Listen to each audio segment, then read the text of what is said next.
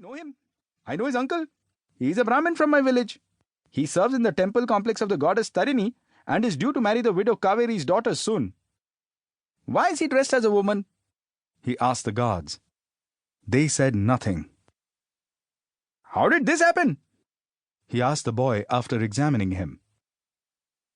It just did, said Somvat. The Pattanaik spoke to Matanga, visited Tarinipur, pieced the whole story together and informed the king of his findings. They belong to Tarinipur, not Pratisthana, and are sons of poor but decent Brahmana families. Their names are Sumedha and Somvat. Both are orphans. Their parents were killed in the flood that struck Tarinipur 14 years ago. Somvat lives with his uncle.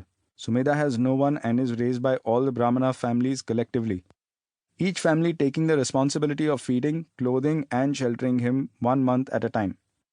The boys study and serve in the temple of Tarini, the village goddess. They are the thickest of friends, inseparable, like twin brothers.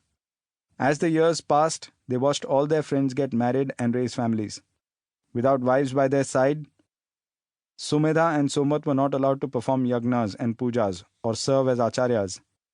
Struck by the arrows of desire, frustrated at being excluded from all village ceremonies, finding boys even younger than them getting married, the two boys had started showing signs of desperation.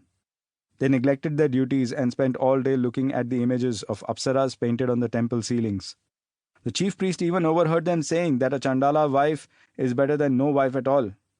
Not wanting the boys to do something foolish in their frustration, he gave himself the task to find them wives. But he found this difficult. No one wanted to give their daughters to men without parents or property. Finally, Kaveri, a widow, agreed to let the two boys marry her two daughters.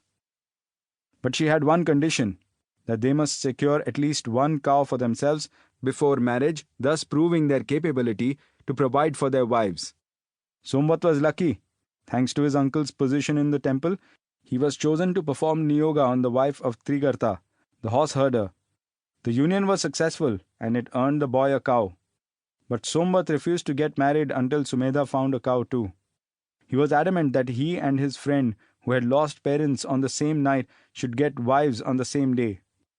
It was this desire to find a cow for Sumedha, I suspect, that made them do what they did at the temple. Somvat's cousin says that he overheard Sumedha say that life was unfair. The widow of Tarinipur would not give him a wife unless he had a cow, while the queens of Vallabhi would not give him a cow unless he had a wife.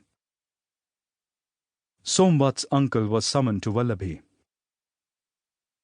My nephew is a man, he said on arrival, pleading for his nephew's life.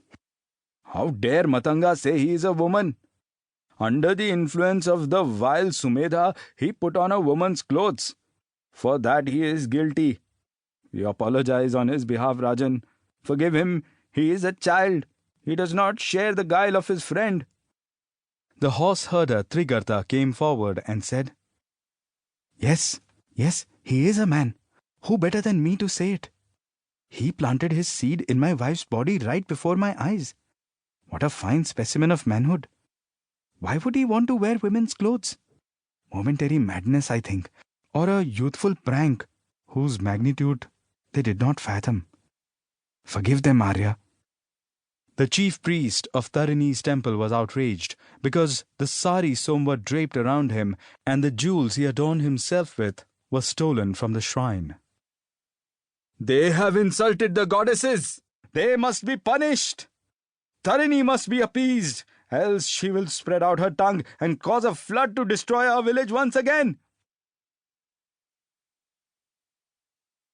Only the king can judge. When he was a boy, Yuvanashva kept hearing the story of Bharata, who knew the answers to the most unanswerable of questions. The yoginis, handmaidens of Shakti, kept asking him difficult questions. He kept giving replies that satisfied them immensely. 64 answers to 64 riddles. Pleased, the yoginis let him sit on their throne, which made him Chakravarti. Once, the yoginis asked Bharata about Lakshmi and Alakshmi. Lakshmi, the goddess of fortune, and Lakshmi, the goddess of